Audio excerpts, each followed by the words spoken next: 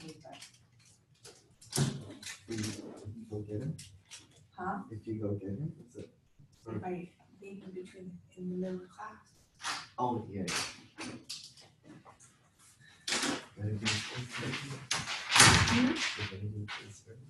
I know.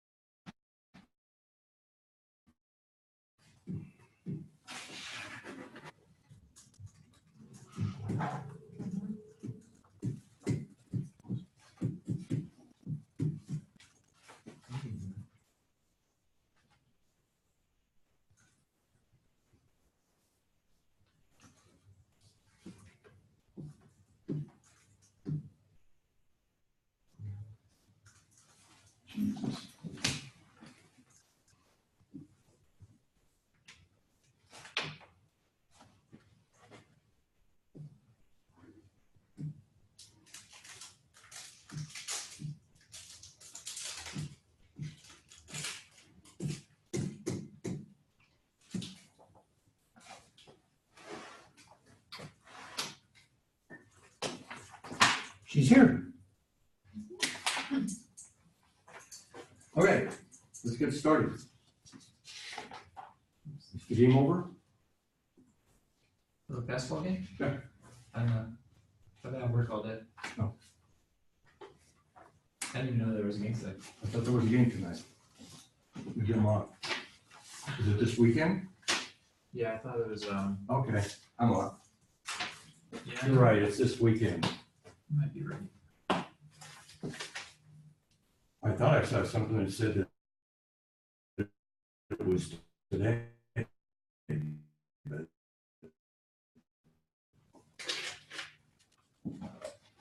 Saturday. Okay. Can they play on Monday? I think so, yeah. Okay. So, pretty easy. California, the abbreviation for the Code of Civil Procedure is CCP. Okay? So wherever you see CCP, that's the California Code of Civil Procedure. And when you're in practice, that's what you'll be citing. Most likely. Not the federal rules of civil procedure. 42.10 lists the 4 pleadings that are allowed in civil practice in California. There's just 4. Complaint, answer, demur, and cross complaint. That's it. So if you get a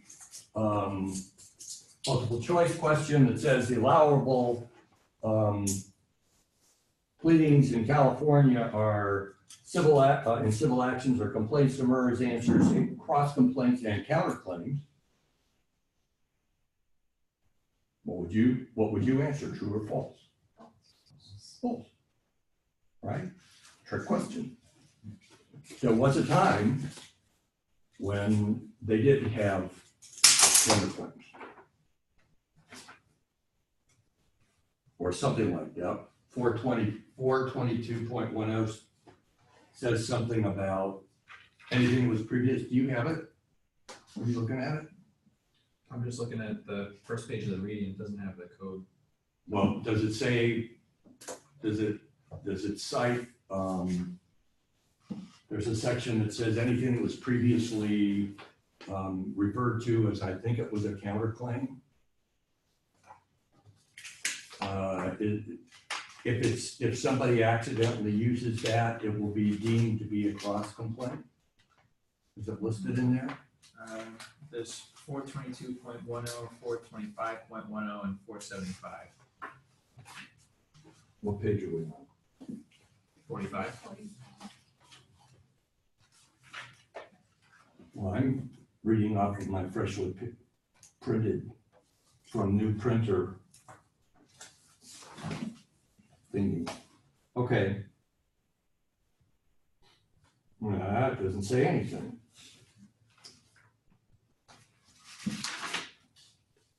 Never mind. Yeah, in the day, there was a counterclaim or something like it. And because old people like me didn't always keep up to date when they would file what is now a cross complaint, they would entitle it counterclaim. Okay, so the code says they're not going to be done for that. The court will just deem it a cross complaint. But that is something that might come up on, well, it's a choice test. I'm not going to do it, but somebody else might.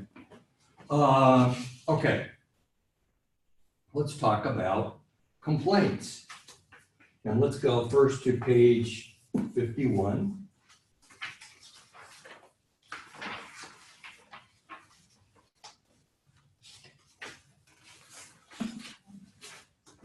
In California, we have a form complaint. This complaint, this form, gives you everything you need when you're in practice to file a complaint. And look at all you got to do is you fill in the name of the parties and where necessary, the contact information, and then you go through the complaint and you check off what you believe is appropriate, okay?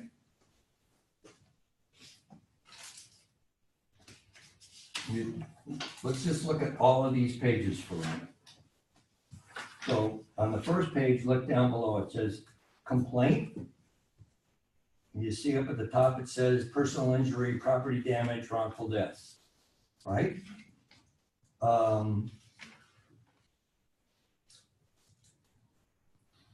And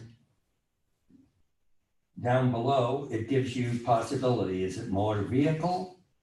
Is it property damage? Or if it's motor vehicle and there's property damage, you can put down both property damage and personal injury. If somebody dies, you can put down wrongful death. You just check everything off. Under jurisdiction, you're going to probably not want to file a case that's worth less than $25,000, right? So you're gonna check off which jurisdiction it's in,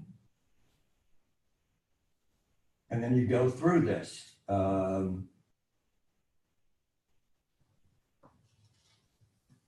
Each plaintiff named above is a competent adult, and then you list off if they're a child, put down there, or a corporation or whatever. And so on.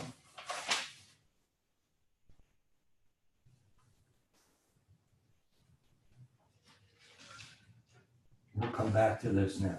But you see how this works? We don't have anything like that in federal court. All right? I'll tell you, as we're going through this, why it's so important if you're in practice, especially if you're a solo or in a small firm, you use these things. Okay? It is possible to file a demur to a form complaint. But what do you think the reception is going to be in court if you file a demur to a form complaint?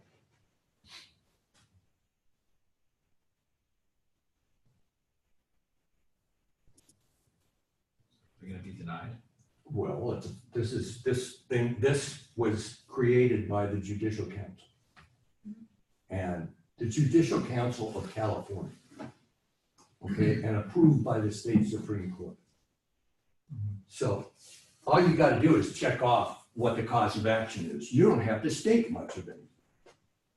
Okay, you just check off negligence or motor vehicle. And you put down the jurisdiction. Okay, so if somebody files a demur for failure to state a cause of action, what do you think the court's going to do with that? Is that in federal court? No, In state? we're in state court. You just checked off motor vehicle negligence, you put down damages, yada, yada, yada. They're gonna look at the form complaint and then deny it. Yeah, like, as long as you checked off what you were supposed to check off. So the demur is really saying not that the plaintiff's attorney screwed up, but that the Judicial Council screwed up. There's one case out there where a demur to a form complaint was sustained. Okay, but that's an outlier. Okay, so especially if you're in a small firm and you don't want to wind up in court on a bunch of demurs and stuff like that, you're pretty much protected from law in motion on that, in that regard, if you file a form complaint. Okay? On the other hand, if you're in private practice and you work for a defense firm, you're probably going to be hired by either insurance companies or corporations that manufacture products of some sort, or restaurants and slip and falls and stuff like that, okay? So as a defense attorney, if you get, say, a complaint alleging product liability, and you're representing a manufacturer of some product, okay? And the complaint comes in and it's not a form complaint, it's a custom complaint by the law firm that's representing the plaintiff corporation in some form of product liability case where they're being sued and they're now bringing you in as a third party. Okay, and it's like 15 pages long. And the law firm is a downtown LA law firm. Well, what are you gonna think?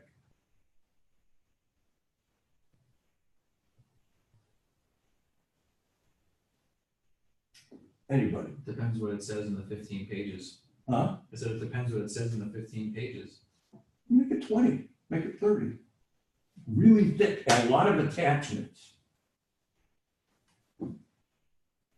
You have to read all of it, right? Yeah, They can file a complaint with 30 pages if they want to. sure, but why do you think they did that? Why didn't they just do like a form complaint of some sort, like this? They could have. Why do you think they did it that way? They're representing a corporation, downtown LA law firm. To intimidate. Huh? To intimidate you. Well, could be. Try another one. They get paid by the pound, Oh, that's right. Okay. Because billable hours. billable hours, right? You cannot bill a whole lot for filling out form, okay? How much can you bill for this, an hour? I mean, some insurance companies or corporations, if, you know, they're in their, legal departments are gonna take a look at this and they're gonna see, you know, if you bill more than an hour for filling out a form complaint, they're gonna be all over you. But don't you have like an attachment for each cause of action though? Yeah. Talking about the circumstances. Yeah, but still, But yeah, I mean, how long can that take somebody to do? no, I'm not. I'll give you 2 hours. Okay? And let's say, you know, if you're working for an insurance company, okay, I'm sorry, for a corporation, you're in a big LA law firm, you're billing for $500 an hour and up, even your associates. Okay? So, if they bill 2 hours for a form complaint, that's $1,000. But if they do a 30-pager, they can bill $5, okay, at $2,500. Or if they want to push it, they can do, you know, 10 hours at $5,000. And depending upon the legal department, they may not blink an eye. Right? Yeah. Okay, so just keep that in mind in California. I have a question though, like theoretically, in California, does anybody just file only the form complaint with no attachments? Because I feel like that, even though it's the federal rules that says it can't be conclusive, the California rule isn't too far off from that. You have to have the essential facts and all the rest of it. And in the form complaint, there really isn't too much. Yeah, but you don't have to do that. You don't have to say that much. If you're using the form, okay, let's say, let's look at,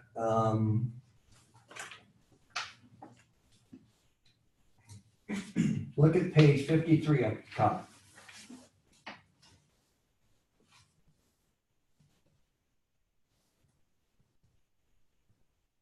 Okay, it says the following causes of action are attached and the statement above applies to each, and then you put down causes of action. Let's say it's motor vehicle, general negligence, and product liability. Okay, and then you have an attachment for each of those causes of action. In California, you have to plead more facts than you do in federal court. All right.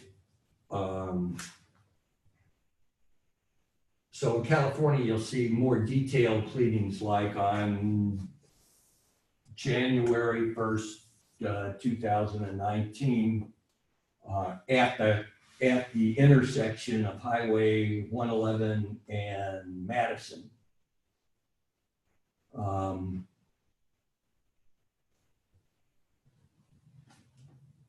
Defendant, whoever, made an illegal left-hand turn, colliding with plaintiff, causing plaintiff serious personal injury. That's enough, isn't it? Isn't that?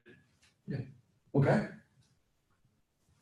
You don't have to do a whole lot more than that. Yeah, I guess my question was, because I've obviously never filed one before, was if you could just file this without any attachments, but you answered the question, you have to have at least something. You can't just fill out the form and pass the form in. Yeah, I would attach something saying what happened. Otherwise, they could demur saying, well, fine, I know that it's a motor vehicle accident and you're alleging negligence, but I don't know where it was, you know. Yeah. And what most plaintiff's attorney will do is they get more detail. They'll say plaintiff, you know, a defendant who was driving a 1999 Ferrari, you know, driving in excess of the cited speed limit of 50 miles an hour at 155 miles an hour made an illegal left turn, colliding with plaintiff who was driving a Toyota Corolla. Right? That's cool. Doesn't that tell you everything right there? Causing plaintiff serious personal injuries. And if they want, you can say to wit, fractured thigh, fractured vertebra. But it's very, very simple to fill this stuff out. Yeah. And it's pretty, you really can't miss if you do that. However, for purposes of our discussion, at this point, we will talk about what you have to have in a complaint. It's all here in the form. But let's assume that you're in a firm that's hired you to prepare a complaint in a product liability case where you're going to bring in Ford Motor Company. Okay, and you're representing, make it easier. We're going to sue Ford Motor Company, and you represent Firestone Tire and Rubber. I'm sorry, you represent Ford, and you're going to sue Firestone, right? So the Firestone's going to have a big law firm, most likely, representing them. Okay, so number one, you've got Ford hiring you, so you want to crank out some billable hours. And number two, you want to impress Firestone's lawyers that you can crank out as much paper as they can. Okay? That's important because a lot of these guys think that they can intimidate you with all of that paper. Okay, now they're going to do it anyway, right? Because they got billable hours that they got to keep. Right. But you're shooting across their bow by sending them a custom complaint. Okay, but you still want to make sure you do it right. So what do you have to have in a complaint? What are the elements of a complaint? First of all, you got to have a statement of jurisdiction. Whether it's limited, unlimited, you're certainly not going to be suing Firestone Tire and Rubber in small claims court.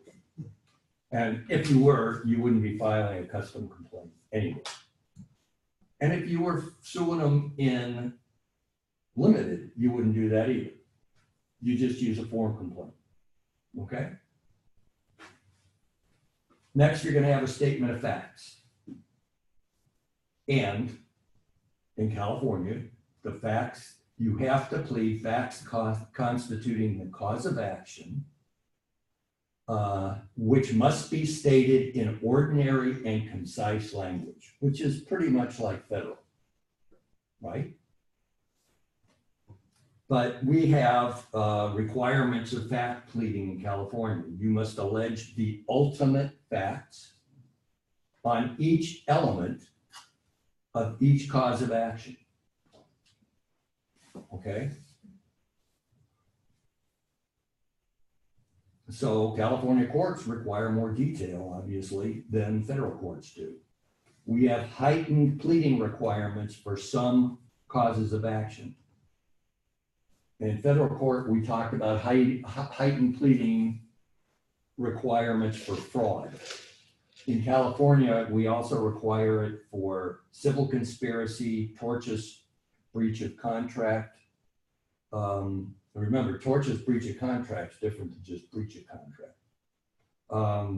Unfair business practices and product liability claims among multiple defendants resulting from the exposure of toxins. Exposure of toxins could include asbestos.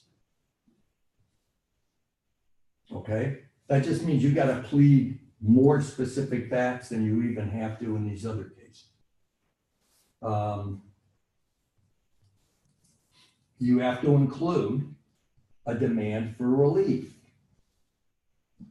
Generally in California,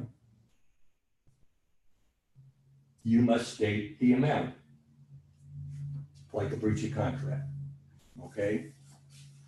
But, or property damage. But there's an exception, or there are exceptions, and that is personal injury or wrongful death cases and punitive damages.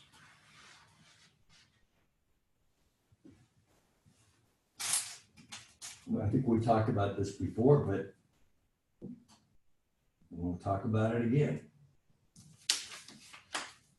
So in California, the reason for this, they say, is that in these personal injury cases, when a defendant would get the complaint stating, you know, plaintiff's attorney wants to make sure that they don't undervalue their case. So even if they really only want $20,000, they're going to say they want $500,000 or $1 million, right? That way they're covered, especially if their client gets really sick or their injury is worse than they think. Okay, so a defendant would, you know, you rear-ended somebody and they seemed okay. They said they were all right. They said, my neck hurts a little bit. And you get this complaint in the mail that says they're seeking $1 million. They claim, the legislature claims that there were an excessive number of people who were having heart attacks when they got these complaints served on them. Therefore, they enacted this exception to personal injury and wrongful death cases so that you don't state the amount in those cases. Okay? I'm not sure that's true. It might be that the Plaintiffs Bar Association, who has a lot of suck up in Sacramento, got this through so that they didn't have to say anything because it saves them time. Okay? At any rate, in a personal injury case, you don't have to state, and you cannot state, how much you're seeking. Okay? All you state is according to proof. Plaintiff suffered serious bodily injury and seeks monetary damages according to proof. That's it. Okay? Now, in some instances, defense attorneys are lazy. Okay? Or they overlook something, or whoever is responsible for filing an answer or an affirmative response doesn't know about or forgets about filing what you're supposed to file if you're a defense attorney and you know what you're doing, a request for statement of damages, which is another pleading. Okay? And every competent defense attorney, when they get a personal injury or wrongful death complaint that doesn't state what the damages are, which is what they're supposed to do, files a request for a statement of damages. And that requires the plaintiff's attorney to file not just, okay, I'm seeking $150,000. Okay? They're supposed to state in some detail what the damages are. For example, medical expenses. They're supposed to list whatever they got to date in terms of medical bills that they have on behalf of their client, like ER, $2,500. Dr. Jones, initial evaluation, and two visits, and whatever that $1,500, and chiropractic $20,000, which immediately gets the attention of the insurance adjuster because nobody should have chiropractic of more than a couple of $1,000, okay? And on and on and on. That would be your typical auto case. What would be, and that would tip off the adjuster, okay, we're gonna keep this within house counsel. Okay? If it states ER, whatever, and then it states, shows that the plaintiff went to Kaiser Permanente. Well, most people in the insurance business know that if it's Kaiser Permanente, their bills are pretty much beyond reproach. And so this person wasn't sent there by their lawyer. They went there because they wanted to get treatment and that the medical bills are going to be reasonable. And then it shows down below future medical expenses, neurosurgery, $20,000 at Kaiser Permanente. All of a sudden, you know, uh-oh, we got a serious case here. And they're not going to send that to their house counsel. They're going to send it out to somebody else. Okay? And if you're a defense attorney and you're in a private defense firm that gets stuff from insurance companies, those are the cases you want. Okay? You don't want these 2-bit, $5,000 auto accidents unless you're just doing assembly line work. You want the big cases. Okay? At any rate, that's how the statement of damages works. Defense attorney sends it out, and they have to send it out on the same timeline as they do an answer. Okay, so it's usually sent along with either a demur or an answer.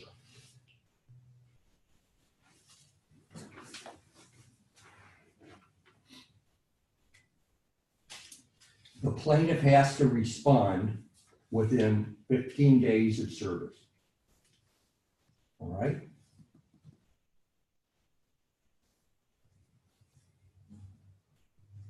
And if you've sent this thing out, they can't take a default on your client until they send out a statement of damages. On the other hand, if the defendant has not answered because he never got it, he never got the complaint, or he's disabled and was unable to respond, or he's out of the country, they can't take a default until they file on their own a statement of damages. Okay? And they have to serve the statement of damages on the named defendant, even if the defendant hasn't answered. Okay? Watch that fact pattern, multiple choice question. Okay? In California, defendant Smith did not file an answer, demur, or anything else, did not respond to a complaint. Plaintiff sent him a letter saying, we sent you a complaint. If you don't answer within 75 days or whatever it is, we're going to take your default. Okay?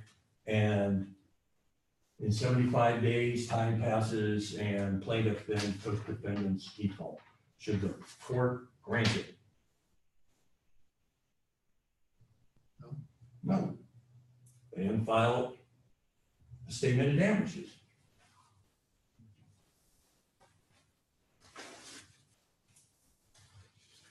A verified complaint. Verified complaint usually, I don't even know if there's a form for a verified complaint.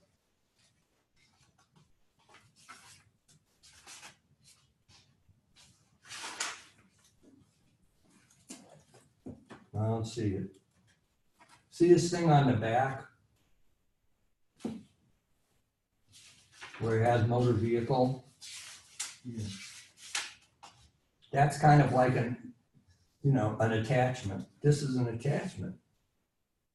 This is a copy of an attachment. You looking at that? It doesn't say much of anything, does it? But it says plaintiff alleges the acts of the defendant were negligent. The acts were the legal proximate cause of injuries and damages to plaintiff. And the acts occurred, and you got a date and the place. That's pretty much all you got to do. I mean, your client ought to know if they were in an accident on that date and at that place. If it says they were in an accident on Highway 111 in Madison in the city of Indio on that date, and they were in New York, then you got a complete defense to this, unless they loaned their car to somebody or somebody stole it. And you got to ask your client, well, you weren't there, but how about your wife or your significant other? Or did somebody take your car? What about your son? Oh, that asshole. Right. Okay. So verified complaints usually going to be filed as a custom complaint. I don't see anything in the form for verified complaints. And a verified complaint is very rare, but what it is a complaint wherein the plaintiff signs under penalty of perjury everything stated herein is true and correct. And that requires your client to do the same. The verified facts in the complaint are treated as admissions. Okay? So if you are a defense attorney and you get a verified complaint, you got to be very careful. You got to send this to your client, tell them, be very careful about what you tell me. It's got to be absolutely true. Whatever we put in this complaint has to be true. Don't give me any bullshit. Okay? And then you're going to have to sign it under penalty of perjury as being true. Again, they're very rare. They're usually only seen in things like shareholder derivative suits. If I were a plaintiff's attorney, I would never, ever file a verified complaint. Why do you think that is?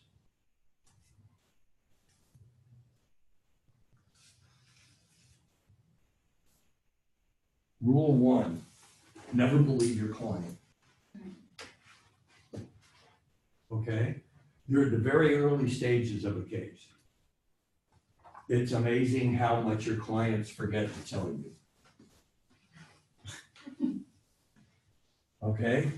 So you don't want to put your client under oath when you haven't had enough time to really dig in, and you really aren't going to know everything about this case until you've done discovery. All right, probably taken some depositions. And then perhaps your client's memory will be refreshed. You certainly don't want to lock them in. Okay? I'm not saying you should think that your clients are lying. You just need to be careful. Okay? All right. Now we get to amendment.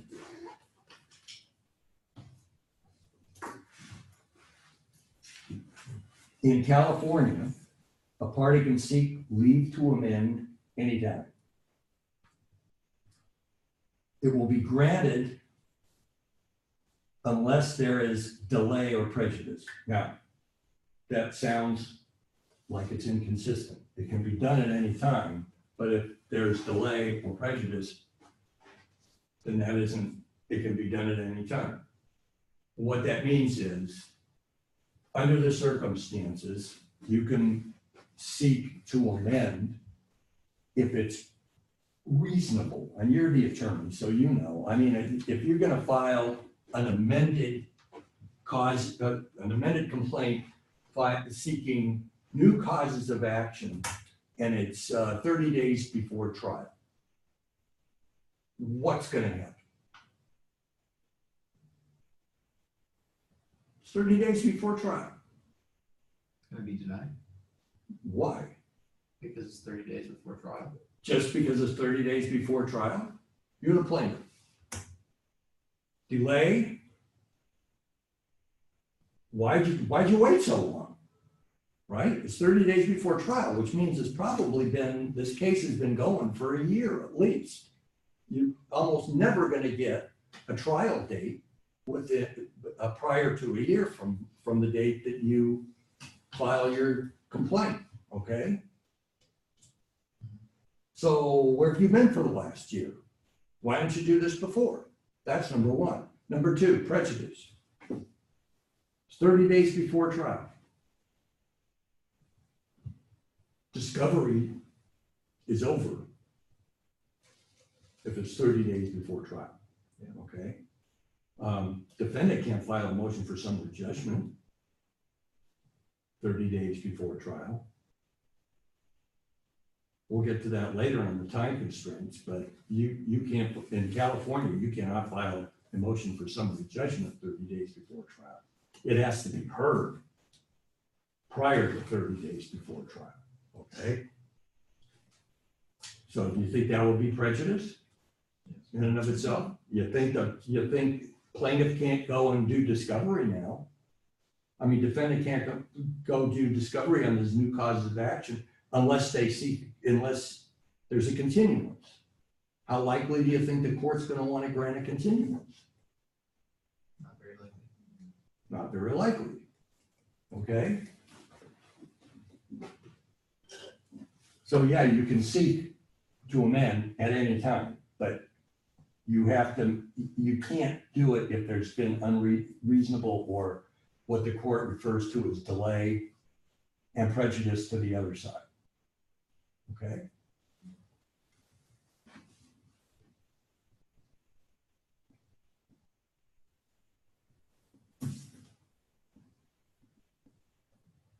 After a demur,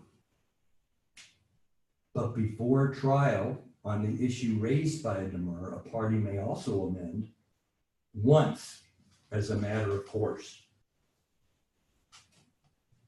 Okay? Do you know what it means as a matter of course? Once It's throughout. like, yeah, I mean, as a matter of course means if you file it, you're gonna get it. You don't really have to show much. But if you seek to amend again after the demur has been filed and ruled upon, and you seek to amend again after the demur, the court's gonna look at it more suspiciously.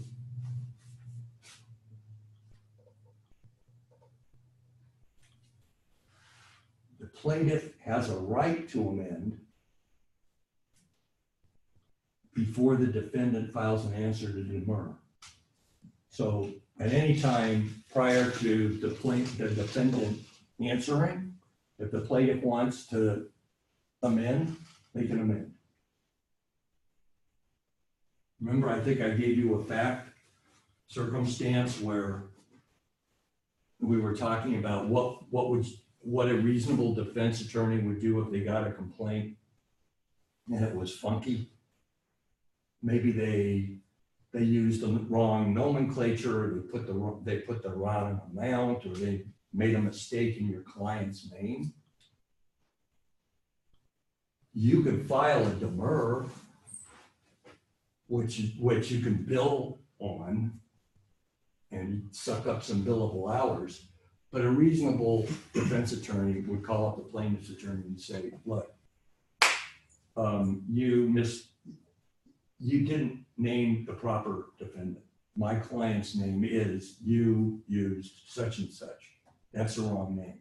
So you've sued the wrong entity. Why don't you just file an amended complaint? Give me 20 days beyond the date that you file the amended complaint, and I'll file it. Okay? And they can do that. And the court won't bat an eyelid.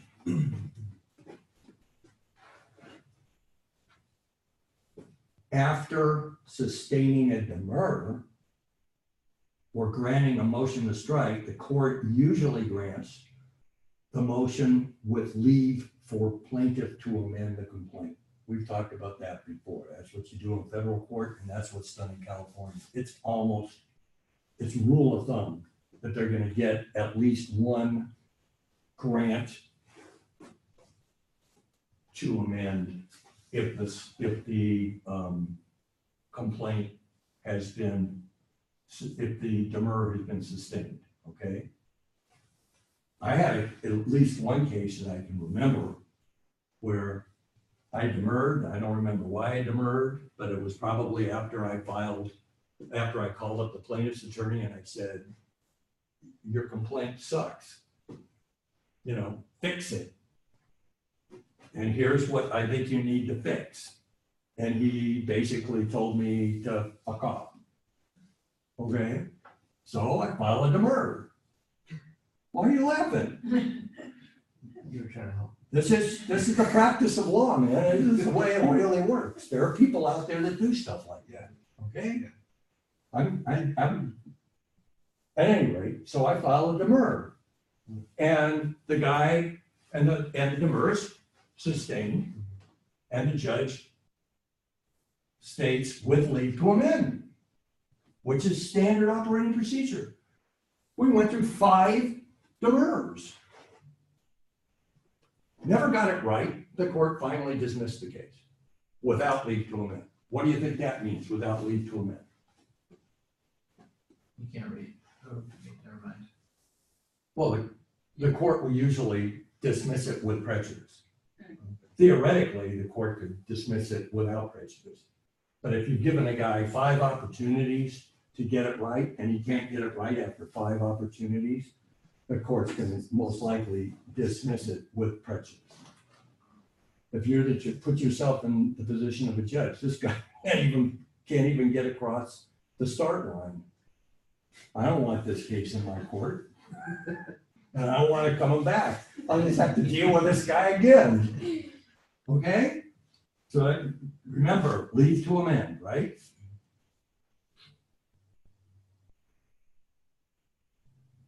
Now we get to the relation back doctrine. We're back to the relation back doctrine. Remember I said this is like review, okay? California is pretty much the same as federal.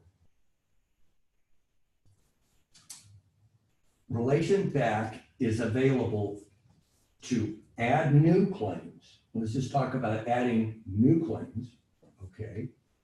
After the statute of limitations is run, if the new claim rests on the same general facts as the original complaint, notice the term same general facts rather than same transaction or occurrence, and refers to the same accident and the same injuries as the original complaint, which is more specific than federal.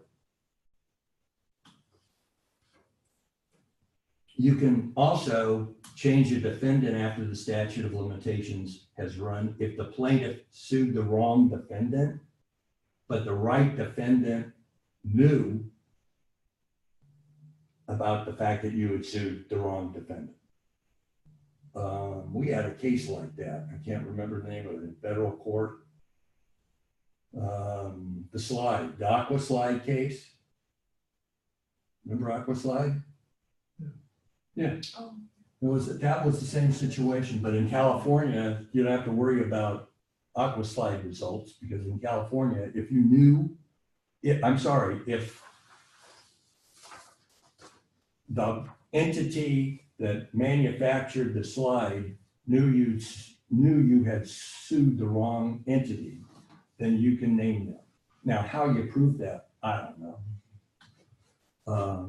I mean, I can really see the president of Aquaslide saying, "Oh, I knew that they didn't sue the right entity. I was just sitting back and you know, fat and happy because I didn't get named." At any rate, you can also add a DOE defendant. We'll talk about DOE defendants in a minute. If the original complaint was filed before the statute of limitations ran and contained charging allegations against the fictitious DOEs, the plaintiff was genuinely ignorant of the identity of the DOE defendants, and plaintiff pleaded ignorance in the original complaint. There's a time limitation. Plaintiff has to substitute a true defendant within 3 years of the filing of the complaint to relate back. So if it's beyond 3 years, won't relate back. Okay? Just make sure that you got the 3-year thing down, because that could be unjust.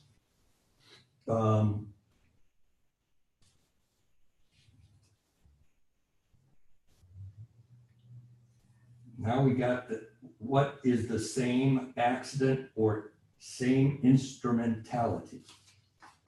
And we have the case of Barrington versus A.H. Robbins and Company. That sounds like one for Trish. Okie doke. Let me get my. You getting ready? I am. This is, by the way, this is a Dalkine Shield case, right? Right. And does everybody know what the Dalkine Shield was? It's an No. IUD device. Oh, I'm sorry. You guys know what an IUD is? IUD is a Intrauterine device. intrauterine device. It's a birth control device that women insert in their uterus, and the reason they call it a shield is it's supposed to block sperm. Okay, and that's supposed to it's something that I think women use if birth control isn't an option for whatever reasons, okay? Or if they don't want to take a pill because I think that it. By the way, remember I told you about one class action case that I did where I wound up going to court and sitting in this room with a bunch of lawyers?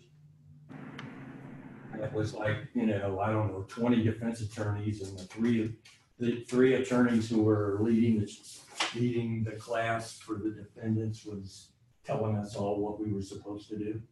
That was a Dalkine Shield case. Okay. I forgot what it had been. That's what it was. And these things are all assembly lines. You know, you have thousands of plaintiffs all over the country. Okay, so go to it. Okay.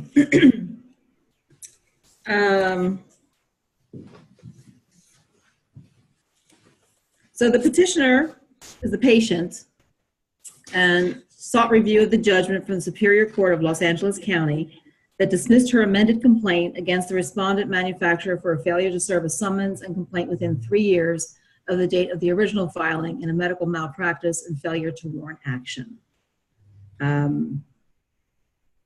The trial court dismissed the petitioner complaint against the respondent manufacturer for failure to serve a summons and complaint within those 3 years of the filing of the original complaint, which is what you talked about, the statute of limitations. Right. The court noted that the service of the amended complaint on the respondent was not made until 2 years and 6 months after the filing of the amended complaint, but 3 years and 7 weeks after the filing of the original complaint. The petitioner contended that the case should be construed in light of the relation back doctrine. the court stated that if a cause of action in an amended complaint did not relate back to the original complaint, then the 3-year period under the California Civil Procedure Code would commence from the filing of the amended complaint. The court stated that the first 3 causes of action related back to the original complaint and were properly dismissed. However, the 4th cause of action did not relate back because it was based on a different set of operative facts and involved a different instrumentality and accident than the first 3 causes of action. Therefore, the trial court's order was reversed. And the issue that I had is, did the amended complaint relate back to the original complaint? Well, okay, go back. So you said that the court said that the 4th cause of action didn't relate back because it was, The statute of limitations? no, it wasn't the same offending instrumentality, and it wasn't this. Oh, that's right. The same offending instrumentality or same accident. Okay. Right. And they talked about the case with the hairdryer, how the person was electrocuted, but it wasn't because of the hairdryer. It was actually because of the faulty. What? This is Dalcon sealed. I know, but then they brought up the case of Coronet. Well, we'll talk about Coronet in a minute. Okay. What was the 4th cause of action that the court said wasn't the same instrumentality or the same accident and the same injury? It said it wasn't either one. Right. What was it?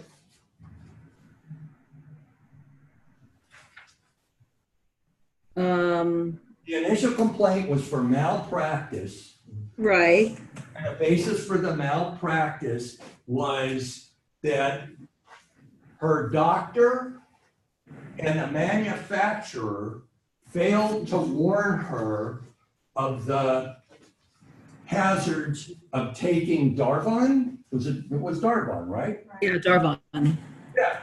Okay. That's the original complaint. Now she's filing an amended complaint alleging what? That she's filing a complaint about the actual IUD device being negligent. Against the doctor and the manufacturer. Darvon? No, not Darvon. Dalcon Shield. She's not suing the doctor for the IUD either. She's suing Robbins, the manufacturer and distributor of the Dalcon Shield, for product liability. Right. And as a result of using the Dalcon Shield, they said that she suffered an interuterine infection of some sort, which probably wasn't very pleasant. Okay? So, is that what is a separate accident and separate injury? It is. Okay, so the issue is whether or not that's separate, right? Right. And they found it was separate. What? Why don't you, okay, so that's the issue. Now, what's the rule? What does the court say? We know what the statute says. The statute says, the words of the statute are,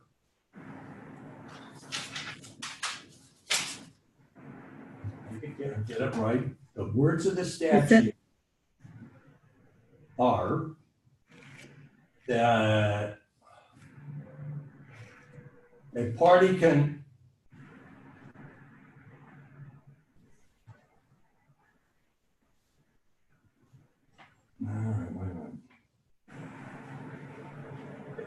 add a new claim after the statute of limitations is run if it rests on the same general facts as the original complaint and refers to the same incident and the same injuries as the original complaint. Okay? That's a statutory rule.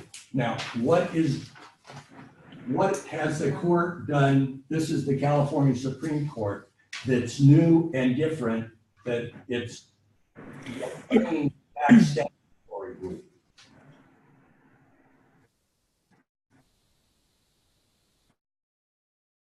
Well, it talked about what you talked about earlier is more restrictive than the federal rule. No, And No. there's a rule. There's a one sentence rule in this case. this says the amended complaint would not relate back under the California doctrine because it alleges a different injury than the original complaint.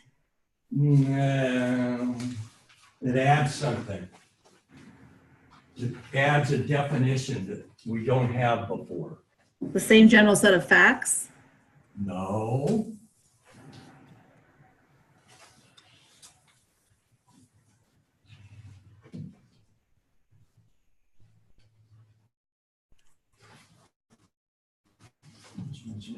What?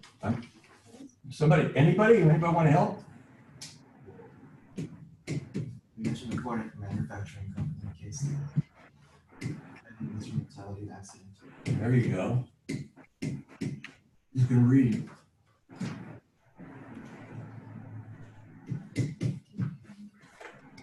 It adds that.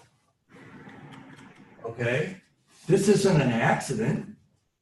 The words of the statute are accident or incident.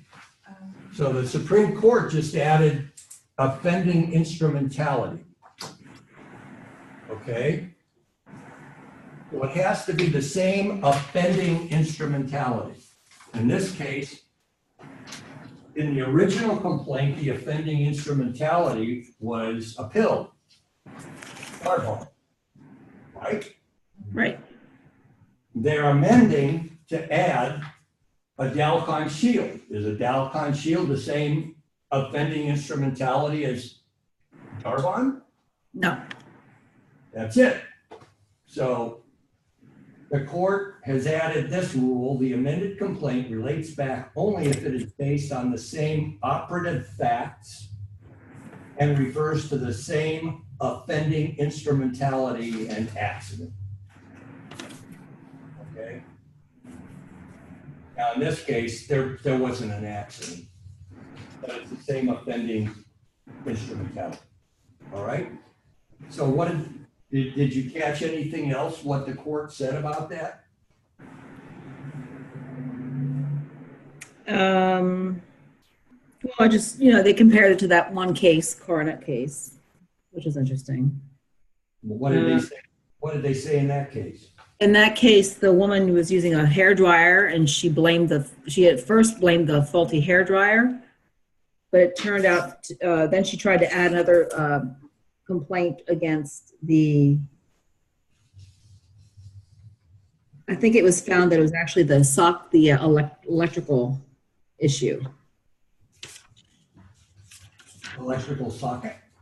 Yeah, let me just see, I'm sorry.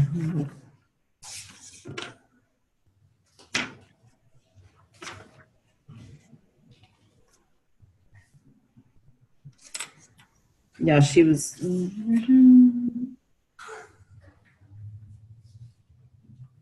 A lamp socket. Yeah. Okay. That's different. Yeah.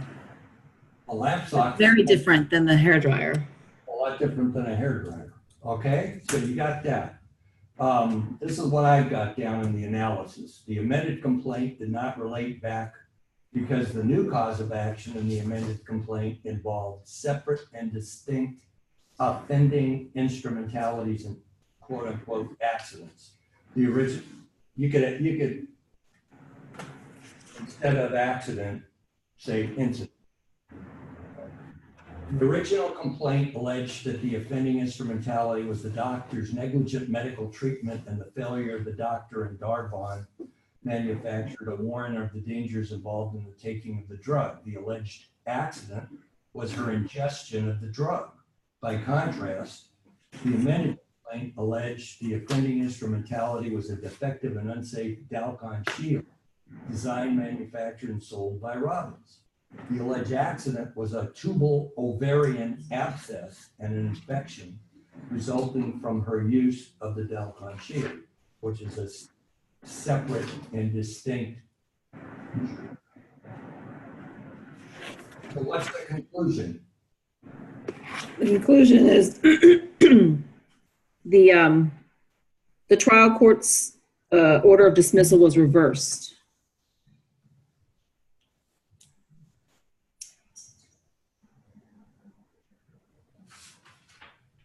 Say that, what?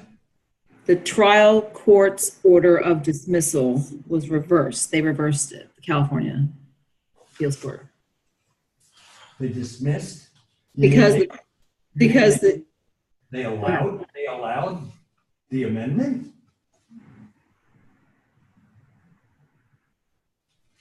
The amendment's not allowed. right. Okay, that means that the statute of limitations ran on this. And the plaintiff is SOL, as per Robin. By the way, I think if we were to look up this lawsuit, we might see that my former law firm was representing Robbins. I didn't get involved in this crap. And sorry. So compared to federal practice, as you said, California on the relation back doctrine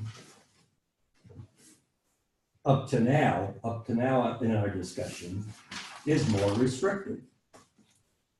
But then we have California Code of Civil Procedure 474 on page 59.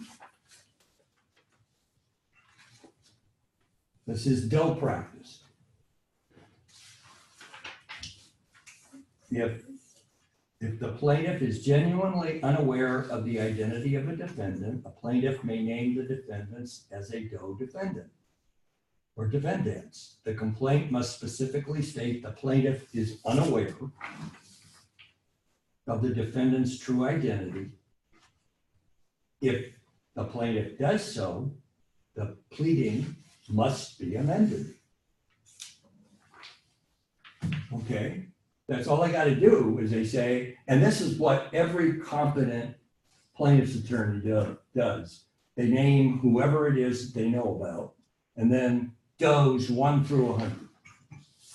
Okay, plaintiff is ignorant of the identities of does 1 through 100. Yada yada yada. They've got to plead that. Okay, if they don't plead that, then technically they can't do anything about it. They can't amend.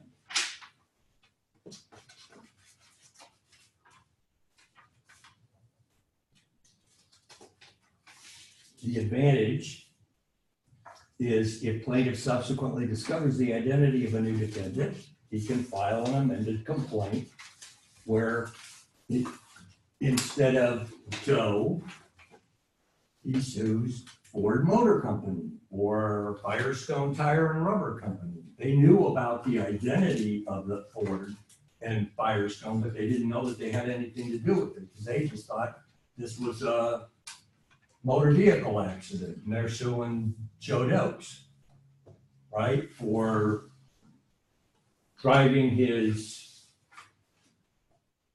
were we in a Maserati or Ferrari? Ferrari at 150 miles an hour, and he made an illegal left turn and hit us in a Corolla. Well, it turns out that the reason that he made this left turn was he wasn't making a left turn. He had hit the brakes and there were no brakes. And instead, for some reason, the car swerved to the left in front of the plaintiff and hit the plaintiff, okay? And it turns out that the manufacturer of the brakes and the steering column was Ford. And there was also a problem with the tires, which were manufactured by Firestone. So plaintiff is now naming both of those, okay? That's how it works. If you've complied with the rule and you named does 1 through 100 and said you're ignorant of who they are and what, if anything, they might have done, then you're free to do this as long as it's within 3 years. And if you're doing the right discovery and you've taken depositions and you've had your expert go out and look at the car and yada, yada, yada, you find out that's what's going on. Okay? So what happens if the plaintiff is ignorant of the facts giving rise to the cause of action against the judge? And that's Stryker versus Tommy's Electric Company.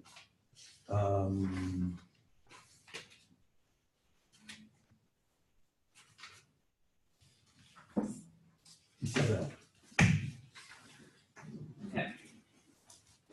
So on October 4th of 79, Stryker filed a complaint for personal injuries that he sustained on July 16, 1979, when a radio-controlled overhead garage door opened and it caused him to fall into a scaffolding.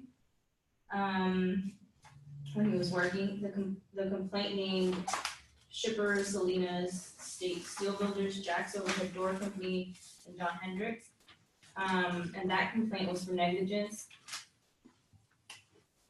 And then on May 18th, they settled with the defendants, and then the plaintiff filed an amended complaint against this one, the defendant, Tommy's Electric Company, Shima American Corps, and Doe's 4100. The amended complaint stated that the action was for negligence, breach of express and implied warranty, and strict products liability. So procedurally, I have that well, was, no, what were they suing him for? for negligence, breach of express and implied warranty, and strict products. Yeah, but that's what the causes of action was, but what were the underlying facts that gave rise to their lawsuit? What are they saying they did?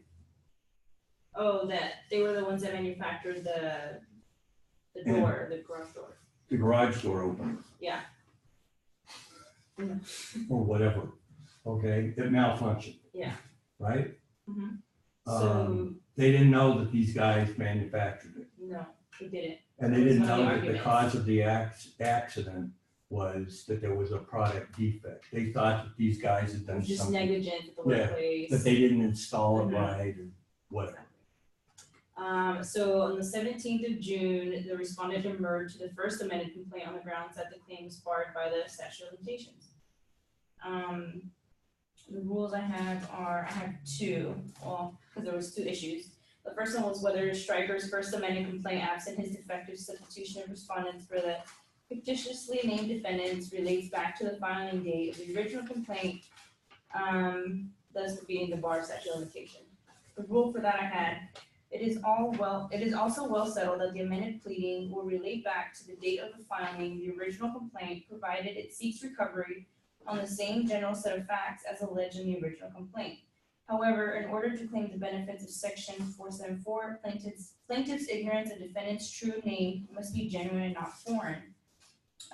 Section 474's ignorance requirement is restricted to the knowledge that the plaintiff at the time of the filing of the complaint, and does not relate to steps that should be taken after the filing of the action.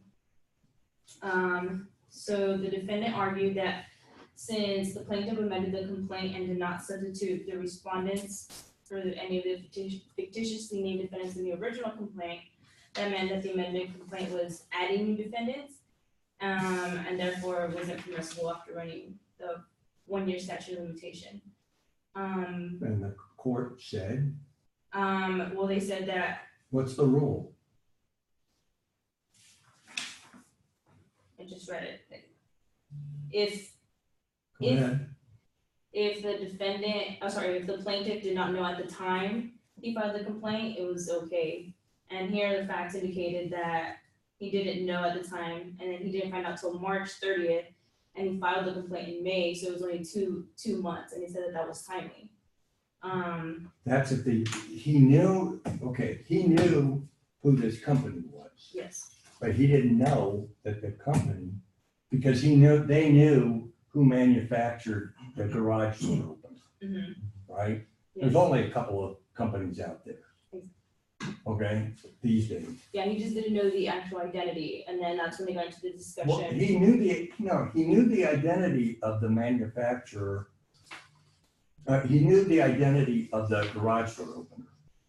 He didn't know that this guy Tommy's Yeah, designed and manufactured it. yeah, I guess he didn't know, like, they were the ones responsible And for it. that was the cause of it. Exactly. So, and they said that I guess it was like an extra burden, and they won't require them to do the due diligence, because it would just cause a lot of problems. They require them to it. Well, I guess it would allow the defendants to just be like, oh, they didn't do the due diligence, they can't bring a suit against Well, us. it's really not reasonably practical Mhm. to require a plaintiff to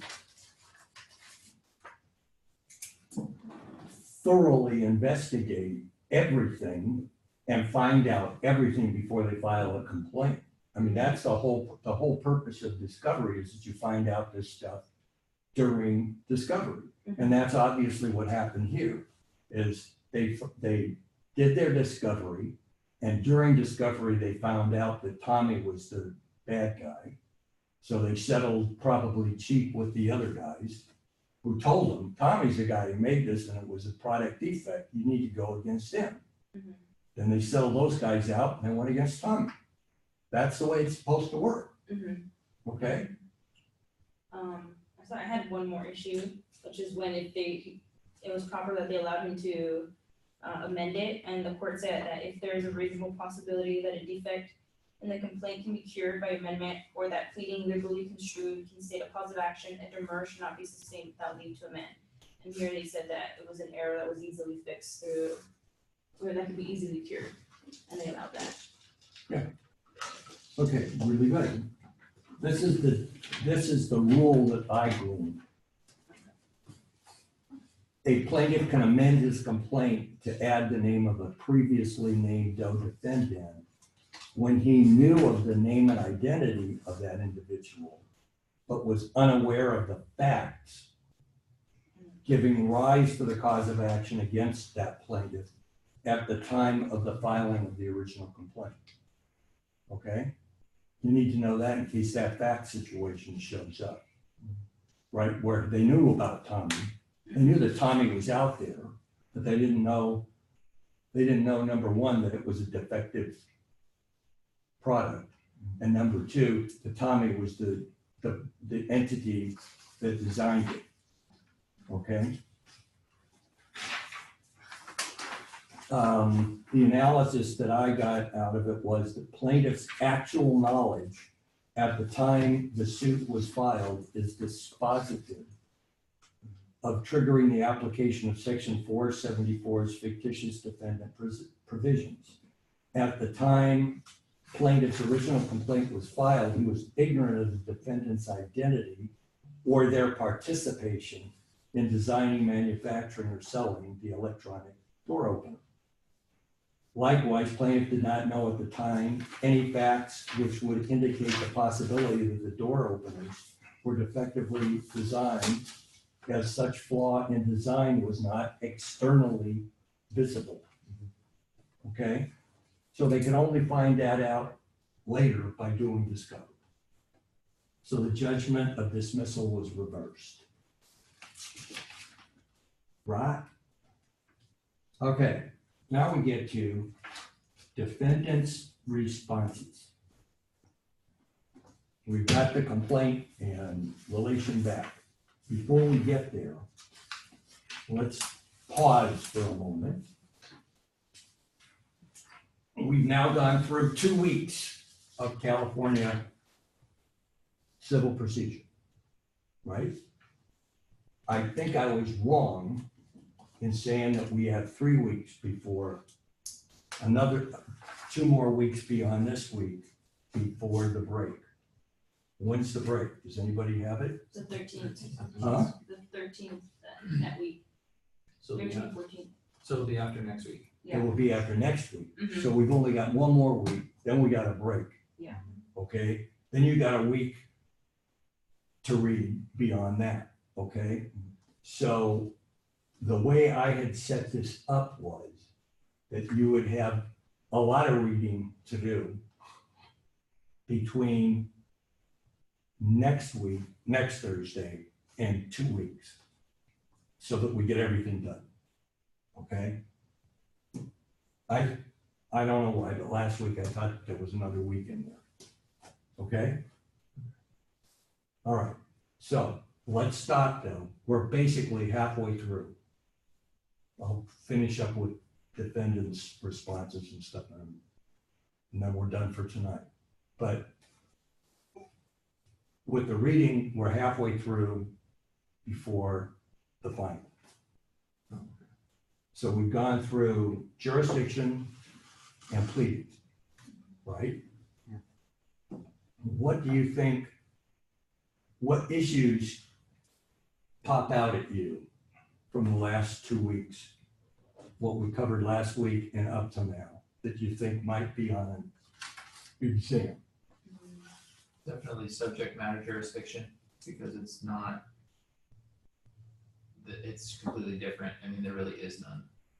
Well, I mean, subject matter jurisdiction is so easy in California. I mean, it's basically if it's a superior court case, then if it's over $20,000, it's $25,000, then it's unlimited jurisdiction.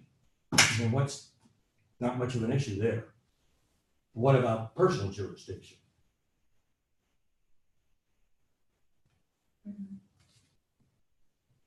Personal jurisdiction, It depends how you want us to do it. Do you want us to lay out both the federal rule and the California rule on the final? on personal jurisdiction? Yeah, on anything. Well, but on personal jurisdiction, the only thing that you gotta add to personal jurisdiction is what we went through last week. California statute is up to the US Constitution. That's the long arm statute, which means we go to federal law on personal jurisdiction, due process. But just like what you did first semester, okay? It's just a repeat. So you gotta go back and look at all that stuff. You think that might be there? Yeah. What you might wanna do is go back and look at the past bar exams online for the last 2 or 3 years, because it's only been, California law has only been on the bar exam for the last 2 or 3 years. I think it's just 2 years, but it might be.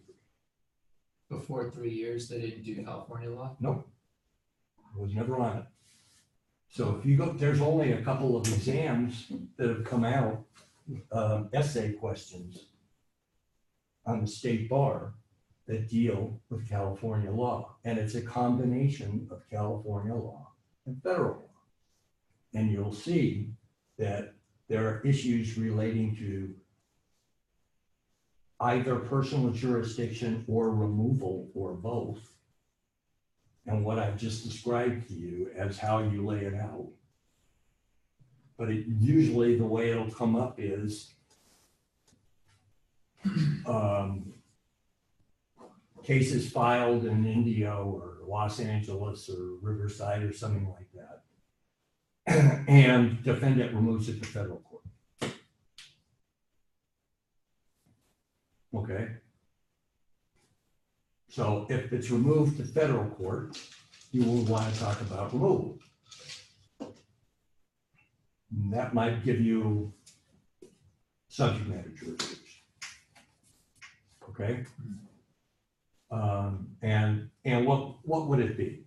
It can only be one of two things. It's going to either be a federal question. There was a federal question in the California complaint. Can we sue on federal law in Superior Court? Hello? We went through this last week. Yes. Yeah. On almost anything except where there's exclusive jurisdiction by the federal courts, and that's like bankruptcy. Okay? maritime law, stuff like that is exclusively federal. But if it's civil rights, you can sue civil rights. You can do civil rights in both Superior Court or federal court. Fair Labor, what is it, Fair Labor Standards Act. Okay, you can sue on that in Superior Court, but can the defendant remove? If it's a federal statute that's involved, can they remove to federal court? Yes. Yeah, and you don't even really have to get into, at that point, if they're suing on a federal statute, all you gotta do is say it's a federal question, and there's jurisdiction in the federal courts, and they can remove, and then you talk a little bit about what removal is, yada, yada, yada, okay? Now you're in federal court. And now you're right back into what we've been studying before now, okay? Next question, next issue. What do you think is a big issue that might pop out at you based on what we've done up until now?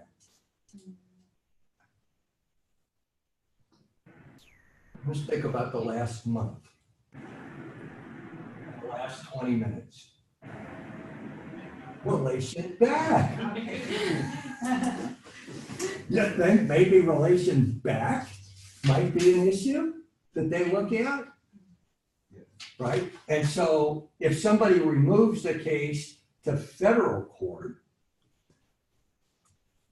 you might want to talk about the difference in relation back in California courts versus federal court. Right? It's not that difficult to do. You just basically got to say, okay, California relation back is more strict, except there's this Doe thing. Okay. And then if there's a Doe complaint and it's now in federal court, that would be interesting. What's the court going to do? Say they filed a Doe complaint, it gets removed, and now you're in federal court and they want to amend. Would they use federal law or would they use California law? Federal. Huh? Federal. Why? It's federal procedural. What? It's procedural. You guys better go back and look at Erie. If it's Duh. State and federal. You've removed from state to federal. What law are they going to apply? And why? Is it state? No, it would. You'd either talk about Erie, I wouldn't get too complicated, but you talk about Erie and court applies federal civil, if it's federal civil procedure, if it's procedural, it's federal, and if it's substantive, State. it's state. But what about amending and relation back doctrine? That deals with the statute of limitations running. What was the case that we had that was right on statute of limitations and which law applied? Do you remember? I think it was state. It was California, that was a California case. He said statute of limitations is not procedural for purposes of Erie, it's substantive, I think. That'll be a homework assignment, guys. Okay? Let's do a real quick break and then we'll do defendant's responses.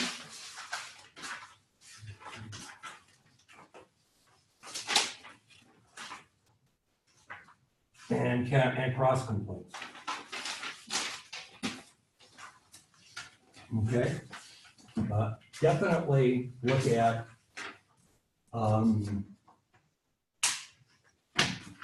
the bar exam on this stuff.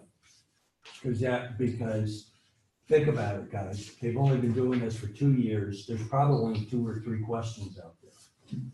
Okay? And that kind of limits what I'm gonna do. So if you look at what's out there, and then, you know, on the bar exams, they give sample answers. What do you think? Do you know what case I'm talking about? Do you remember that? Are you looking for it? No, I was looking for what we were doing next. I'm trying to see answers and. Okay. Well, some of this stuff you may not know. This will be quick. Okay, take 15 minutes. Oh, I don't know the next cases. What? I'm talking to myself.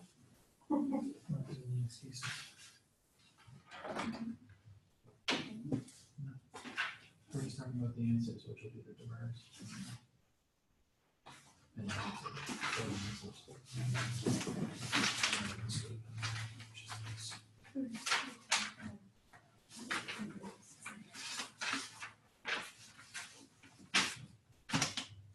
Okay.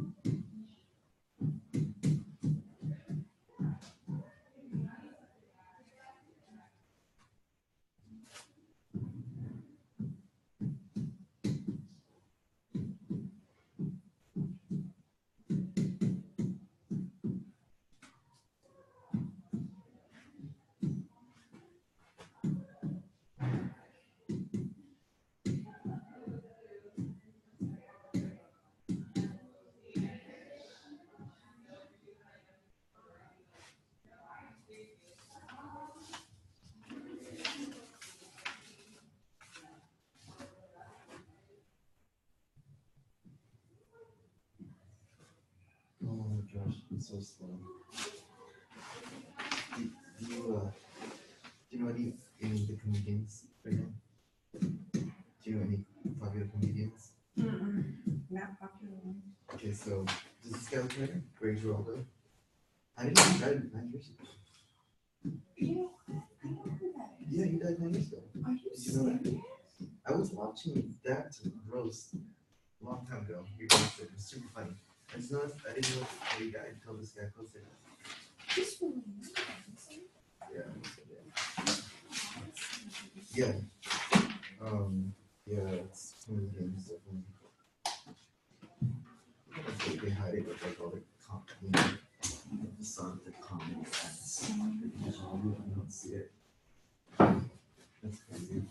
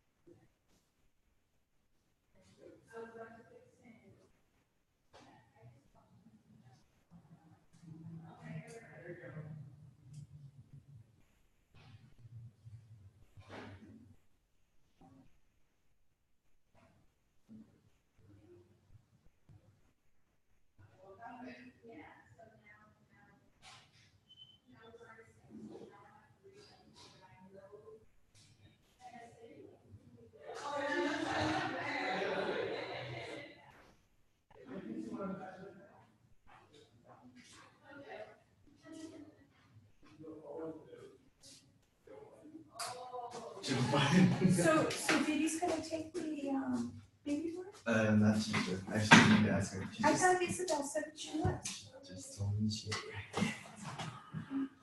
She's 2 months old. I forgot to ask her. Oh, wait, she doesn't put notes, therefore she's probably gonna take it. Okay, let me ask her. Is she gonna come in and, do the practice? Not sure, actually, I didn't ask a question, so I just want to see how she was doing, and she dropped that Tell her bomb. it's the 12th and 13th, this practice. What's the going in 26th? 25th, 25th, that's a, what day is that? Tuesday. A Tuesday? A Oh, Tuesday's at worst. He does. Wait, no what? Never mind.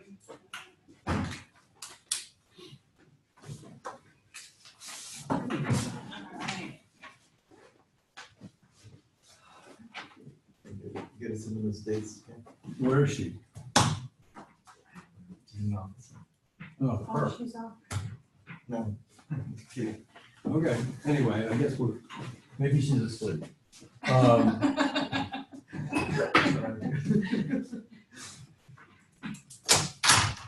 right, am I putting you to sleep? Okay.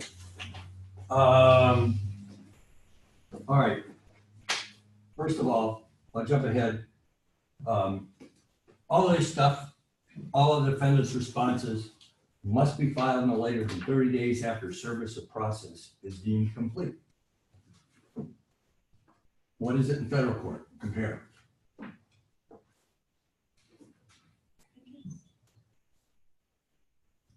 Is it 30 days?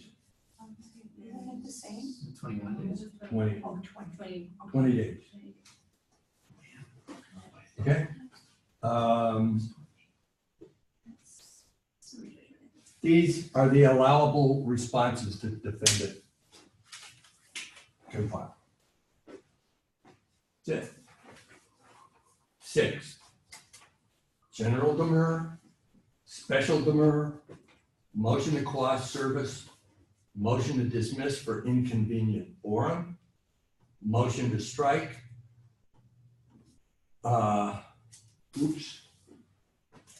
that's actually 2. Motion to strike anti-slap.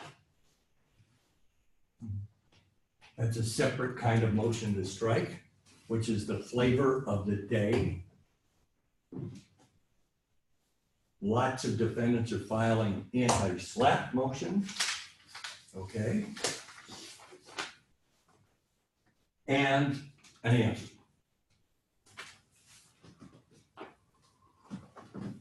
General demur, 2 grounds. Failure to state facts sufficient to constitute a cause of action, like Federal Rule 12b-6. Motion to dismiss, the court takes all allegations true and limits its assessment to the complaint and matters of which it takes judicial notice. 2, lack of subject matter jurisdiction. How often do you think people file one of those? Not often. Well, I mean, it's either limited or unlimited. So if you're gonna file a general demur, the court lacks jurisdiction. And let's say it's a personal injury case where they haven't alleged what their damages are. Unlikely you're gonna file a general demur on the basis of jurisdiction. With respect to a contract case or a property case, if they allege that the damages are under $25,000, you might file a general demur. Right? This case should be in a limited jurisdiction. But usually, if somebody files a complaint like that and they state that the damages are less than 25,000, what happens? We talked about this last week. The clerk usually just reclassifies it. So you don't have to file anything because it's usually been reclassified. Or the judge catches it.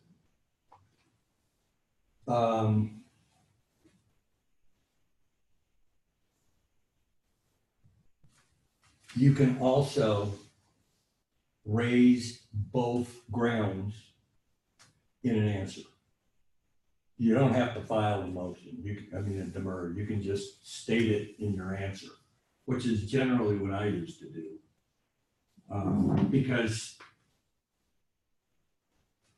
judges don't like demurs. Okay, they would prefer, because they almost always grant leave to amend. So why not just allege it as a defense and move on? Okay? And you got special demurs. A special demur, the grounds are very similar to 12b. The complaint is uncertain, ambiguous, or unintelligible. That's certainly gonna, if that's the case, that's gonna get granted with leave to amend, okay? Lack of legal capacity. And whose legal capacity do you think it would be alleged?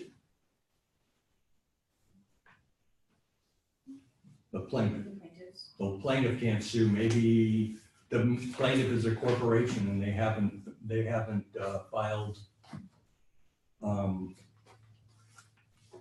they haven't paid their fees and they paid their taxes. So if that's the case, then they can't sue in California, okay?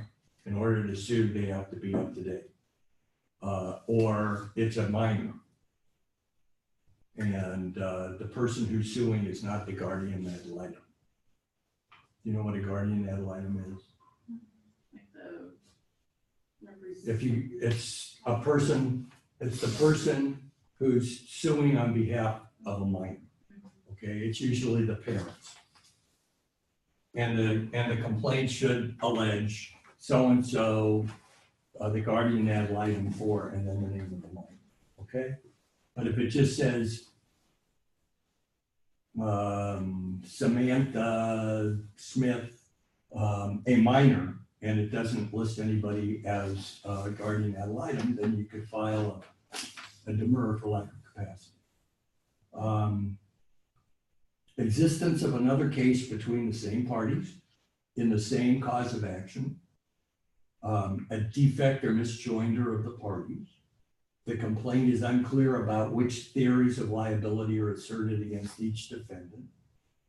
failure to plead whether a contract is oral or written, and failure to file a certificate required to sue for professional negligence. Okay, you're gonna get a copy of this, by the way, if you haven't seen it. And again, alternatively, these grounds are affirmative defenses and can be alleged as affirmative defenses. You don't have to demur to it. Are you getting the message that the court would rather you not demur?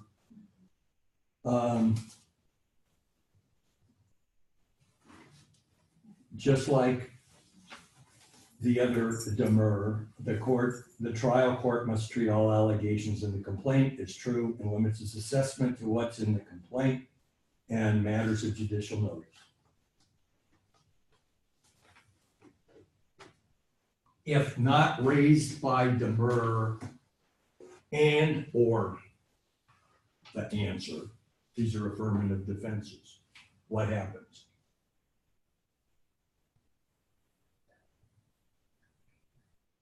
They're affirmative defenses. You haven't raised them either by demur or in your answer. Yeah, they're waived, just like federal court. So your answer has to, either the demur or your answer has to list all of the affirmative defenses that you plan on raising. Now, the demur may be limited to just a couple. All right, the advantage of demurring is you can nitpick the complaint for being unclear, can't tell what the theories are, yada, yada, yada, and then you don't have to plead anything else. That can be your demur. But once the demur is over, then you got to file your answer, and your answer has to have all of your defenses. And if you don't include all your defenses, they're waived. Right?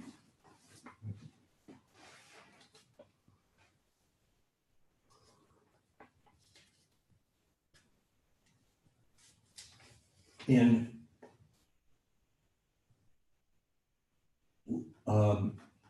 limited jurisdiction, there are no special demurs. Okay, you can only file its general demur.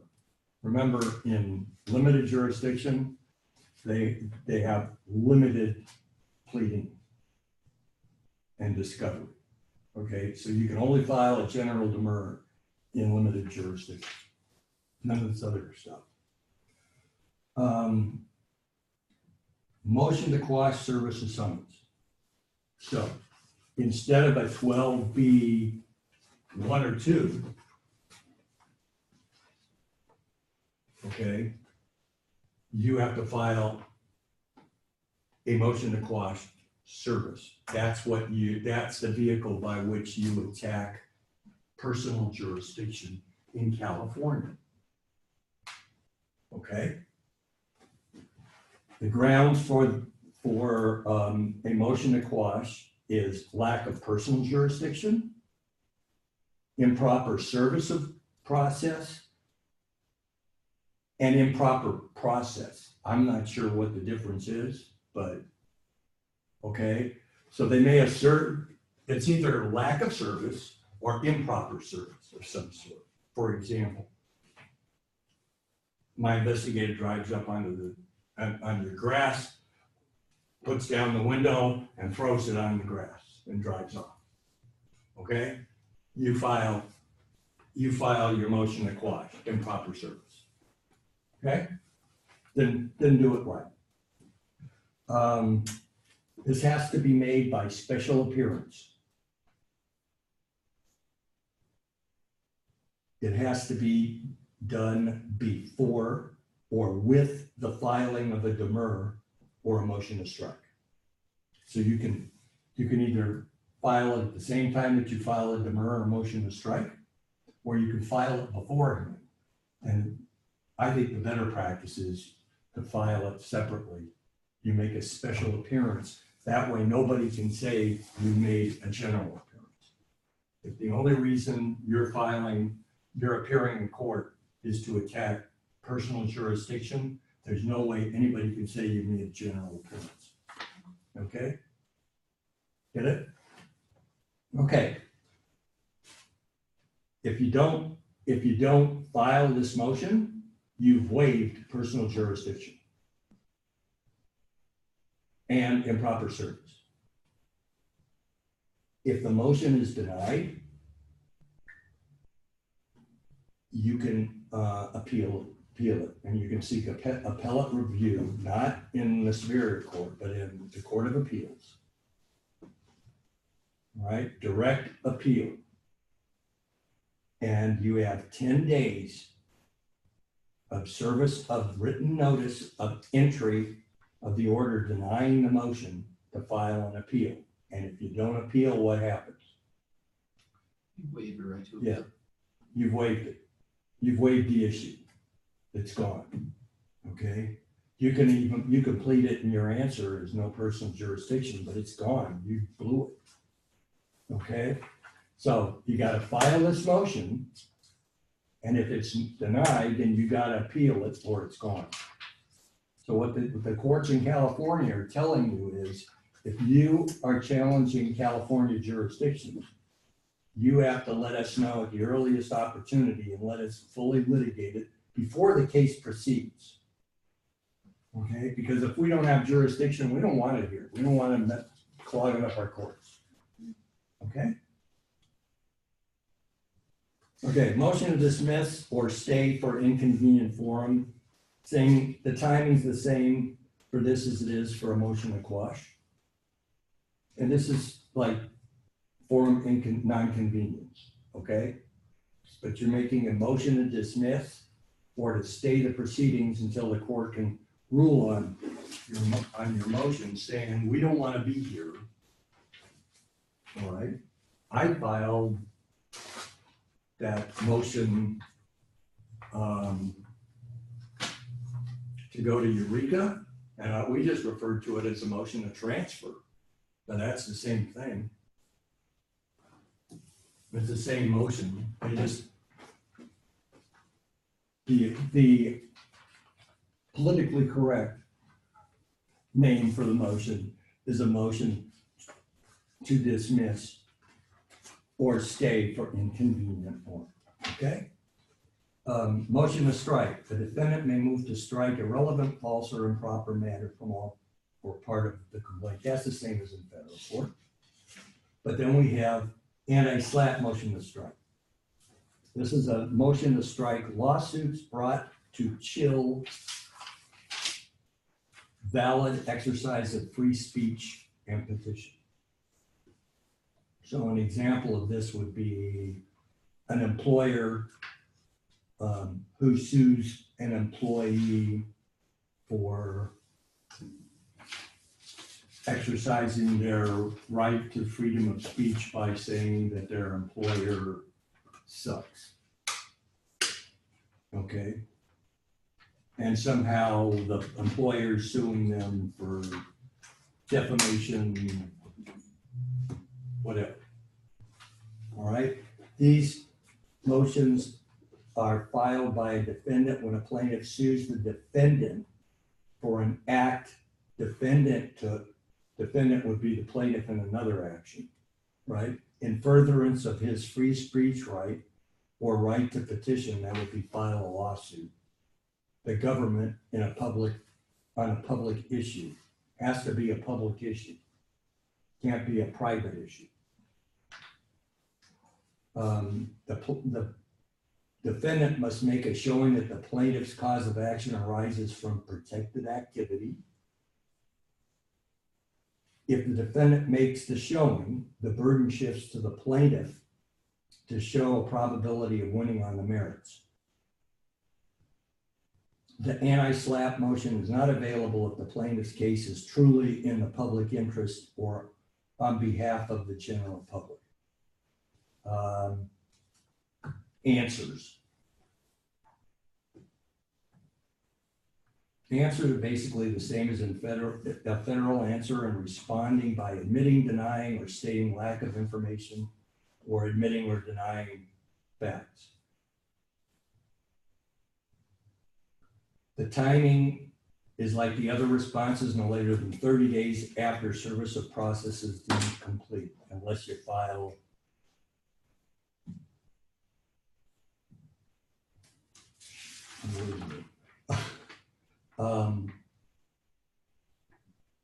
a demur.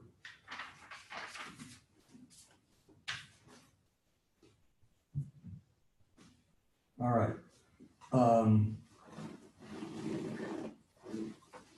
You know what a general denial is, everybody? Yes? No? No? Same in state court as it is in federal court. First you have a general denial, which everybody who's a defense attorney sticks into their answer, okay? Notice there aren't a lot of form answers. This is something that most defense firms have on their word processors that they've come up with or they get through their association. All right, but they all have basically the same stuff. A form denial basically says defendant denies each and every allegation in the complaint. Okay, each and every allegation in the complaint. That it's otherwise known as a CYA.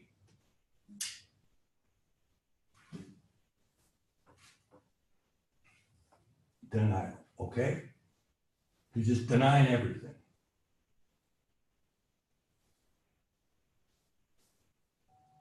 Then there's what California law sometimes refers to as new matter that you have to allege. New matter are affirmative defenses. There is no, unlike the federal rules, there's no list, even if it's not an exhaustive list, like in federal practice, of affirmative defenses.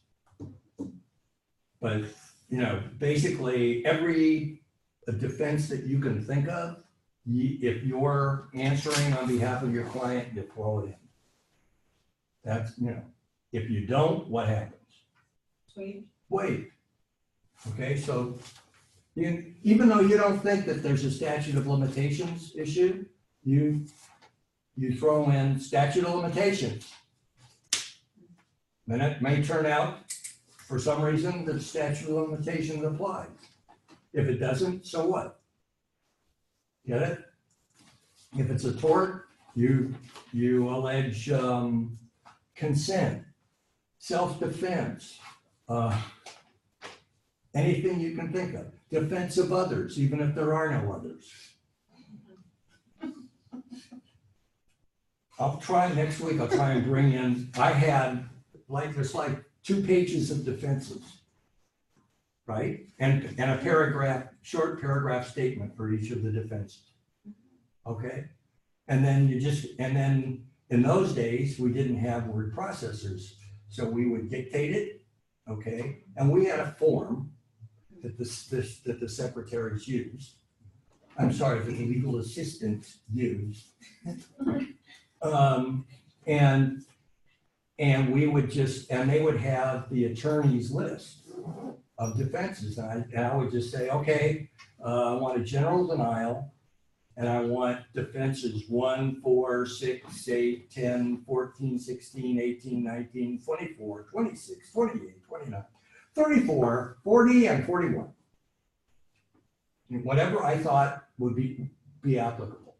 And then they would just type all that stuff up. And then you have your answer. Okay?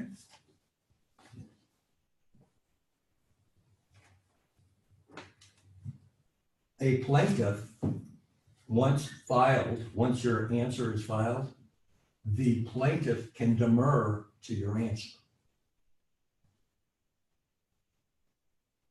It doesn't happen very often, but a plaintiff can demur to your answer.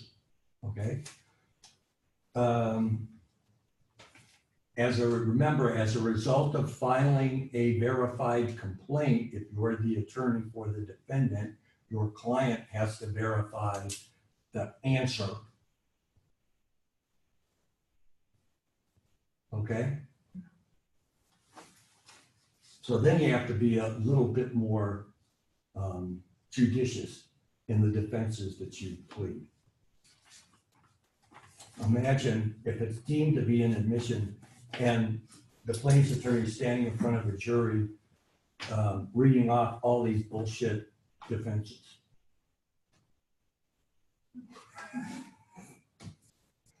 Okay? But if it's not a verified complaint, you just throw in everything but the kitchen sink. And then if you got a kitchen sink, throw that in too. Okay? Now, if the defendant has claims, unlike federal court, we don't have to worry about which ones to bring and when to bring them and who to bring them against, because they're all the same thing. Cross complaints. Okay? Timing's the same. You want to file a cross complaint, you got to file at the time that you're answering. Okay? Or certainly at the same time that you answer. Are there compulsory cross complaints? Yes. If it arises from the same transaction or occurrence as the plaintiff claims against the defendant. That's pretty simple. Okay? If it's the same transaction or occurrence as alleged by the plaintiff, and you want to cross complain against the plaintiff, then you have to bring it when you answer. If you don't, what happens? Wait. Okay, cross complaint against a co-party. Timing's the same. But you can bring one of those anytime before the court has set a trial date. Okay, guys, so let's assume the trial setting conference is coming up, okay? And the day before the trial setting conference, defendant files a bunch of cross complaints against third parties. California law says you can do that. How likely do you think it will be that the judge would grant it? You ask questions. Why'd you wait so long? Why are you waiting until because this means he's going to have to either set another trial setting conference or he's going to have to set a trial date way out. Right?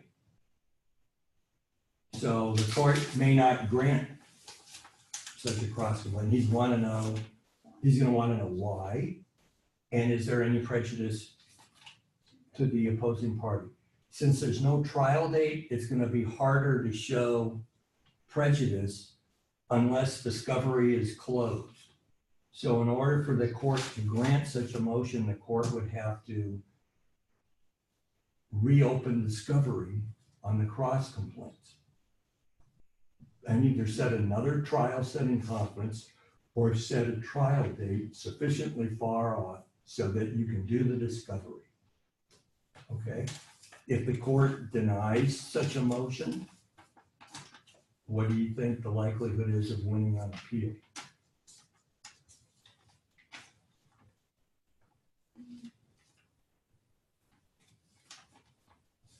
You got to show abuse of discretion.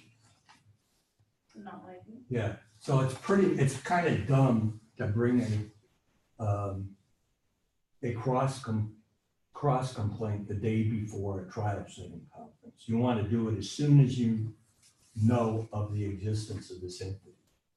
Okay? Not screw around. Unless you want to plead insanity, drug abuse, alcoholism or something. I was on vacation when cut it. Okay?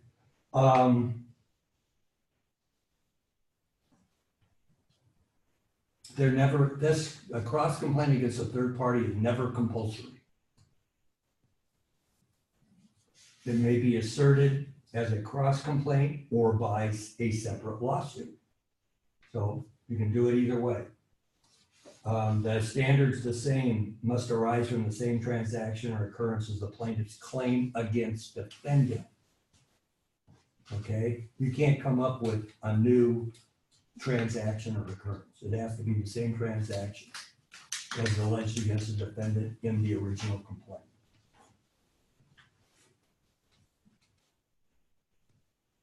If you want to cross-complain against a third-party defendant, any defending party or third-party plaintiff may join a non-party to the pending case. Okay, timing's the same, never compulsory. There are third-party defenses. The third-party defendant in an impleader cross-complaint may raise defenses that the defending party could have raised against the plaintiff. Against the plaintiff. Does everybody understand what I just said? Yeah? I don't understand what I just said. Okay. A third-party defendant who's brought in, third-party defendant, guy that just got brought in by the defendant on a cross-complaint, may, I said on an impleader cross-complaint, that means the defendant is impleading a third party, okay? That third party may raise any defenses that the defendant could have raised against the plaintiff. Okay? Got it? Compared to federal practice, the right to join the third party in California is much broader than federal court. You get that? It's basically, you can bring in almost anybody. Why? Because we want to encourage bringing in as many pockets as we can pick. Why?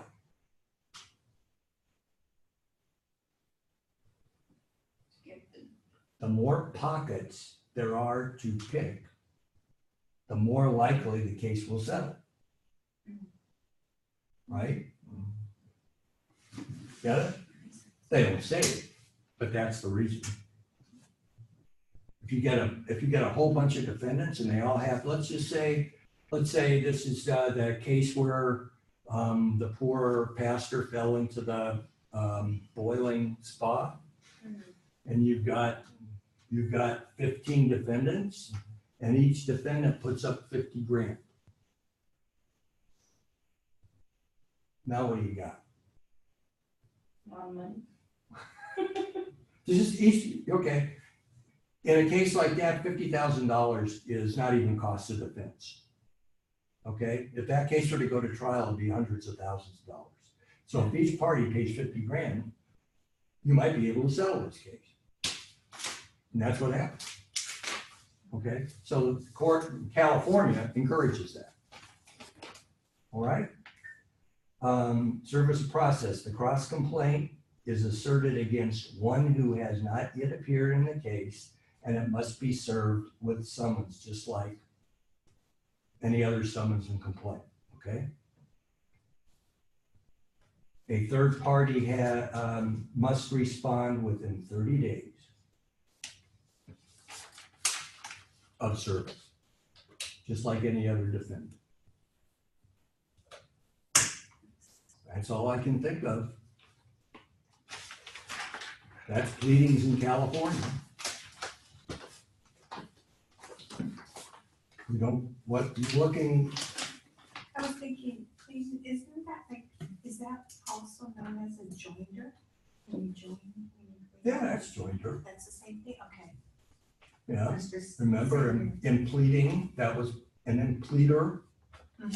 We don't, in California, we just call it a cross complaint. Everything's easier here. You see why most state court judges, plaintiffs want to stay in California? They got a form complaint. They check off the boxes. They can bring in almost anybody they want. If they don't, the defendants can. Plaintiffs love it when the defendants cross complain. and bring in third parties. And then they all start fighting with each other. And they start deposing their witnesses and sending them interrogatories and requests to produce and stuff like that. And before you know it, the plaintiff's attorney's just sitting there watching them do all of his discovery for him. Okay? Fat and happy. That's California pleadings. Next week, I believe I gotta go look at my reading list for you guys. I might have to revise it. I don't know. I was thinking next week we would do joinder and discovery. But I don't know if Yeah, it says joinder, parties, and resolution before trial. is that what it is next week? Mm-hmm. Yeah. Shit. Not discovery? Where's discovery? That was last night, or this week's, This week, this next week? What is it? no, that was this week's. We did discovery. Put it on I put discovery on it, and I'm not giving it to you now? Damn. Well, you guys read it. Mm-hmm. Is there anything I need to explain? there. You got depositions, you got interrogatories, you got requests to produce. Same stuff. Okay, I gave that to you? Okay. Yeah, something different. All right, so we're done with discovery? Okay. Yeah.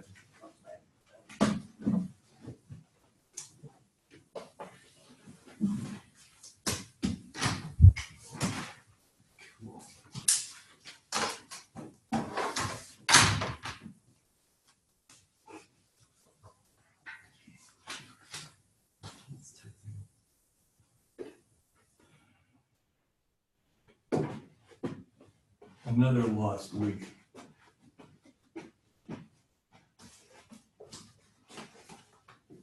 See, that's the result of me having to run in and out of LA. I didn't even look at the reading assignment. Did you have mediation? Huh? You have mediation? No, I delivered the car. Oh, nice. Oh, the car. Oh. I forgot about the car. I delivered the car.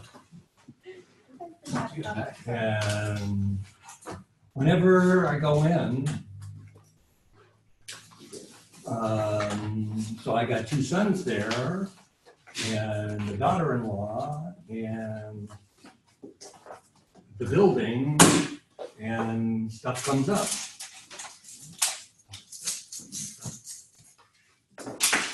And then I get back here and then I gotta do the assignment. And I'm out of control.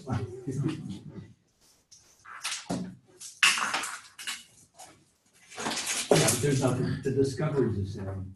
I can't think of, can you think of anything that's really different? It was pretty straightforward. Absolute qualified. Yeah, privilege. Yeah. It was absolutely qualified, so. Yes. Yeah, it's all about the same. That's it. Yeah, but I mean, it's pretty much, it's the same in federal court too. Yeah. Okay, That's it. anyway, that's not gonna be on the exam. You know what? It's less a party, Send that thing to- doesn't show up for a deposition or something like that. But I mean, that's all straightforward stuff. Yeah. I texted her, she didn't